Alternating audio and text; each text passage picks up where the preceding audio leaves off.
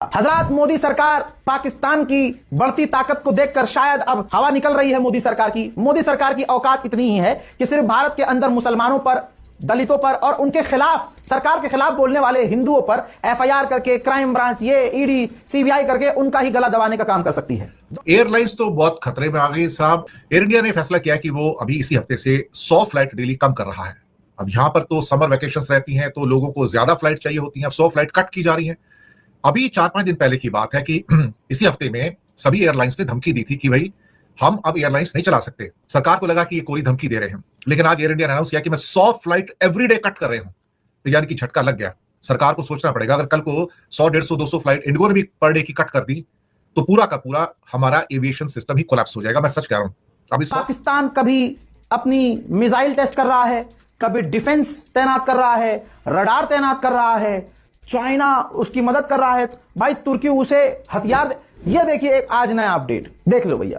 पहली चाइना की सबसे खतरनाक पाकिस्तान को सबमरीन मिलने वाली है और उस जज्बे का आप लोग कभी मुकाबला नहीं कर सकते। हमारे जवान यहाँ पर अपनी सॉवरेनिटी के लिए और यहाँ पर जाते हैं क्योंकि उनको इस चीज का अंदाजा है कि वो जब जाएंगे और अगर वो शहीद भी होंगे, यहाँ पर उनकी डेड बॉडीज जब घरों में आएंगी तो लोग मुबारकबाद देंगे।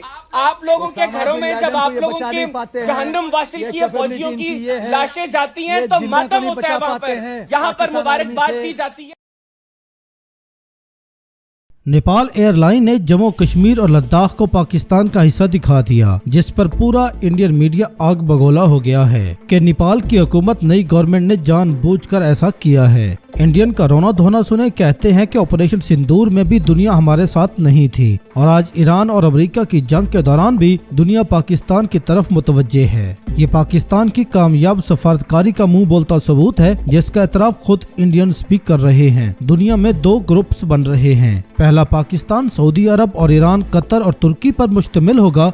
दूसरा ग्रुप इसराइल, यूएई, साइप्रस वगैरह पर मुश्तमिल होगा। पाकिस्तान ने सऊदी अरब को एतमाद दिया है कि आपके लिए हमारा बड़ा खिलौना हर वक्त तैयार है। इंडियंस भी फील्ड मार्शल आसिम मुनीर की तारीफ करने पर मजबूर हैं। फील्ड मार्शल आसिम मुनीर ने वो कर दिखाया है जो आज तक कोई और नहीं कर सका। जहां इंडियन ने अमेरिका के दबाव में आकर चाहबार बंदरगाह के मंसूबे को सर्द खाने में डाल दिया है, वहीं पाकिस्तान ने इस मौके का फायदा उठाकर अपनी हिकमत अमली तब्दील करते हुए गवादर पोर्ट को फाल कर दिया है, जिसके जरिए ईरानी सामान गवादर पोर्ट पहुंच रहा है। पाकिस्तान ने ईरान के साथ 6 तिजारती रास्ते भी खोले हैं। हजरत मोदी सरकार पाकिस्तान की बढ़ती ताकत को देखकर शायद अब हवा निकल रही है मोदी सरकार की। मोदी सरकार की औकात इतनी ही है कि सिर्फ भारत के अंदर मुसलमानों पर, दलितों पर और उनके खिलाफ, सरकार के खिलाफ बोलने वाले हिंदुओं पर एफआईआर करके, क्राइम ब्रांच, ये ईडी, सीबीआई करके उनका ही गला दबाने का काम कर सकती है। 2014 से मोदी और मोदी की सरकार ने हिंदुओं के दिमाग में डाला कि मुसलमान आतंकवादी होते हैं। गोदी मीडिया ने सरकारी तौर पर काम किया कि मुसलमान आतंकवादी होते हैं और पाकिस्तान आतंकवादी मुल्क है। ये 2 चीजों पर बहुत मेहनत की कि मुसलमान, आतंकवाद का एक ही रिलीजन होता है और वो है इस्लाम। आज इसी मोदी सरकार की इतनी हवा टाइट है कि आज सच बोलना पड़ गया है। भारत के रक्षा मंत्री राजनाथ सिंह ने कहा कि टेररिज्म का कोई देश, कोई धर्म नहीं होता है। ये वीडियो जो आप देख रहे हैं, ये किर्गिस्तान में शंघाई कॉरपोरेशन ऑर्गेनाइजेशन की मीटिंग की है, जिसमें विदेश में किर्गिस्तान की जमीन पर भारत के रक्षा मंत्री ने यह बात कही और सुनिए आप भी ये बात। इसकी निरंतरता बनी रहे। हमें यह नहीं भूलना चाहिए कि आतंकवाद का पाकिस्तान कभी अपनी मिसाइल टेस्ट कर रहा है, कभी डिफेंस तैनात कर रहा है, रडार तैनात कर रहा है, चाइना उसकी मदद कर रहा है। भाई तुर्की उसे हथियार ये देखिए, एक आज नया अपडेट देख लो भैया। पहली चाइना की सबसे खतरनाक पाकिस्तान को सबमरीन मिलने वाली है। एआईपी से लैस होगी हैंगॉर क्लास की पनडुब्बी, भारत के लिए बड़ा खतरा। चीन ने पाकिस्तान के लिए इन पनडुब्बियों को एआईपी यानी एयर इंडिपेंडेंट प्रपल्स टेक्नोलॉजी के साथ बनाया है। यह तकनीक पनडुब्बियों को हफ्तों तक पानी के नीचे रखने में मदद देती है और अब ये हफ्तों तक पानी के नीचे रह सकती है। इससे पनडुब्बियों के लिए छिपकर हमला करना या लंबी लड़ाई के दौरान दुश्मन के क्षेत्र में कई दिनों तक छिपकर रहना आसान हो जाता है। और ये अब जो मिलने वाली है कुछ ही दिन के अंदर पनडुब्बी चाइना के द्वारा पाकिस्तान को, इससे पाकिस्तान की नौसेना महाशक्तिशाली होगी। भारत की नौसेना के लिए बड़ी तकलीफ वाली बात होगी।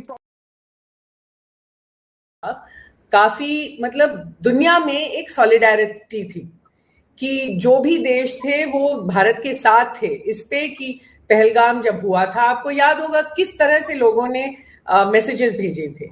लेकिन तब से अगर आप आज का दिन देख लें, बल्कि तभी आप देख लें कि जब भारत और पाकिस्तान के बीच में ऐसा लगा कि युद्ध होने वाला है, तो लोगों का जो सपोर्ट था थोड़ा सा कम हो गया। इसकी वजह से सरकार को फिर वो डेलीगेशंस भेजने पड़े मेंबर्स ऑफ पार्लियामेंट की, फिर उनको दूसरी जगह जाने, 30 या 35 जगह जाके भारत का पक्ष रखना पड़ा। अब 1 साल बाद पूरा रुख बदल गया है। अब फोकस इंडिया और पाकिस्तान के बीच में नहीं है, फोकस यूएस और ईरान के बीच में है, और वहां पे जो काम पाकिस्तान कर रहा है उसकी वजह पाकिस्तान को आई थिंक काफी सारा वर्ल्ड सपोर्ट भी मिला है। तो इस वक्त ये कहना कि भारत पाकिस्तान के खिलाफ है और भारत पाकिस्तान से जस्टिस चाहता है या दहशतगर्दी के खिलाफ जाता है, शायद सरकार को लगा कि ये वो माहौल नहीं है जहां पर ये सब कहा जा सके। लेकिन मुझे जरूर लगता है कि रक्षा मंत्री जब वापस आएंगे उनको ये पूछा जाएगा और एक्सटर्नल अफेयर्स मिनिस्ट्री को भी पूछा जाएगा कि क्या ये अब आपका रुख है, क्या ये नीति आपकी बदली है, या क्यों बिकॉज आपको लगा कि शायद कोई सुनने वाला नहीं है आज, तो आपने ये कह दिया। जम्मू कश्मीर को पाकिस्तान का हिस्सा दिखाया गया है। सोशल मीडिया पर भारत के भारी विरोध एयरलाइंस को पोस्ट डिलीट करनी पड़ गई। आपको बता दें, मैप को भारत की संप्रभुता को चोट बताया गया है। तो लीजिए, अगर आप इजराइल एक साल में 20,000 बच्चे मार सकता है, वहां आपको दुख नहीं लगा, इजराइल के 5 बच्चों का दुख लग गया। मतलब क्यों? क्योंकि इजराइल जिनको इजराइल ने मारा वो मुसलमान थे, और जो वहां मरे हुए यहूदी थे। ये डबल स्टैंडर्ड तो आप में अंदर क्यों है मैडम? पहले तो इसको ठीक कीजिए। दूसरा, आपने अभी बोला एक मेरे यहाँ नौजवान है जो इजराइल के बड़े सपोर्टर हैं, मैं उनसे एक सवाल पूछ रहा हूँ। उन्होंने बोला बार-बार वो बोलते हैं कश्मीर में फलाना ये है, फलाना वो है, कश्मीर में क्यों? सुनिए मेरे भाई, हिंदुस्तान और कश्मीर में एक एग्रीमेंट हुआ था। हम कश्मीरी यहाँ के हैं, हमें कोई किराएदार मत माने, ना हम कहीं दूर से आए हुए हैं। हम कश्मीर के हैं, कश्मीरी थे और कश्मीरी रहेंगे। ये हमारी जमीन है और हमारा राइट है। हम जिसके लिए बात करें हमें कोई रोक नहीं सकता। ने सोशल मीडिया से लेकर जियोपॉलिटिक्स तक सब कुछ खिला दिया। नेपाल एयरलाइंस ने हाल ही में अपने नेटवर्क को प्रमोट करने के लिए एक मैप डाला जिसमें जम्मू कश्मीर और लद्दाख को पाकिस्तान का हिस्सा दिखा दिया है। जैसे ही ये पोस्ट आई, भारत में गुस्से का ज्वालामुखी फट पड़ा और #बॉयकॉट नेपाल एयरलाइंस ट्रेंड करने लगा। हालांकि विवाद बढ़ता देख एयरलाइंस ने इसे तकनीकी गलती बताकर माफी मांग ली है, लेकिन सवाल वही है कि क्या संप्रभुता से जुड़ी इतनी बड़ी चूक सिर्फ एक डिजाइनर की गलती हो सकती है? लेकिन उनकी डिप्लोमेसी की तो तारीफ करनी पड़ेगी। डिप्लोमेसी की तारीफ तो आपको करनी पड़ेगा। इसमें रोल है मुनीर का, आसिम मुनीर ने कुछ कल्टीवेट किया डोनाल्ड ट्रंप को, और डोनाल्ड ट्रंप जैसा आदमी, क्योंकि वो हमने खबरें पढ़ी कि उनके साथ लंच किया और खाने किए और मुलाकात की मुनीर के साथ। तो यानी पूरी दुनिया की सांसें थमी हुई थी कि एक न्यूक्लियर वॉर होने वाली है, और पाकिस्तान के विदेश जो माहौल शाम तक था, जो लास्ट स्टेटमेंट हम जब तक सोए हैं हिंदुस्तान में लोग, हमारे यहाँ जब रात हुई उस वक्त तक ट्रंप की जो जबान थी, लैंग्वेज थी, वो इतनी खतरनाक थी। तो हम तो सुबह उठ के सबसे पहले 5:30 बजे जब डेडलाइन खत्म हुई तो मैंने खोल के यही देखा कि भाई कुछ हुआ तो नहीं, तो उसमें इस सीज़फायर की खबर आई। तो हमला करो, आपकी फौज तैयारी नहीं है पाकिस्तान के ऊपर हमला करने के लिए, क्योंकि आपकी फौज को रोमाना अंदाजा है वो पाकिस्तान का मुकाबला नहीं कर सकती। आपकी फौज को इस चीज का अंदाजा है कि पाकिस्तान में जो जवान इस वक्त वर्दी पहनकर बॉर्डर्स पर मौजूद हैं, उनके अंदर जज्बा शहादत है, और उस जज्बे का आप लोग कभी मुकाबला नहीं कर सकते।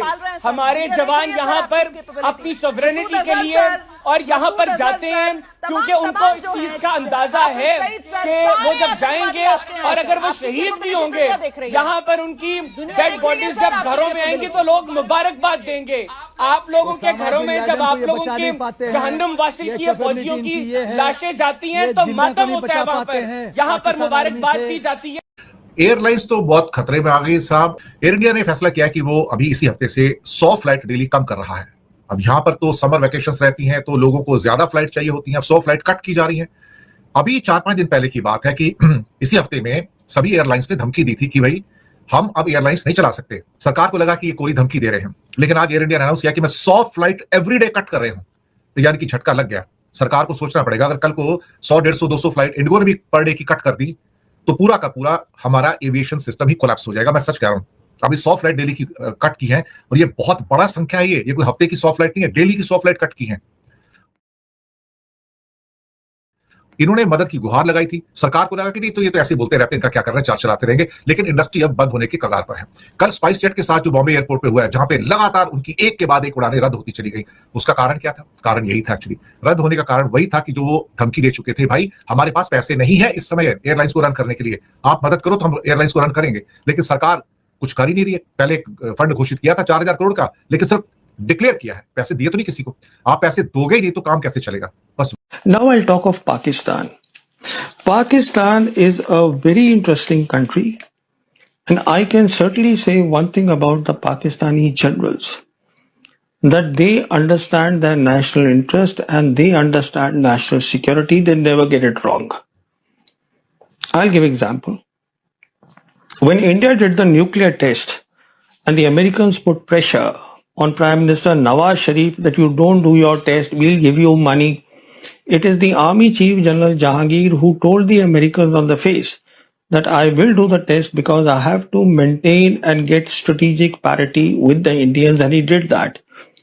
And I think when you see from the Pakistani perspective, it was a correct move.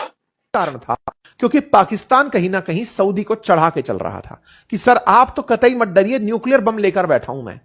और वो कारण था पाकिस्तान और सऊदी के बीच का एक डिफेंस पैक्ट। पाक पैक्ट की कहानी क्या है?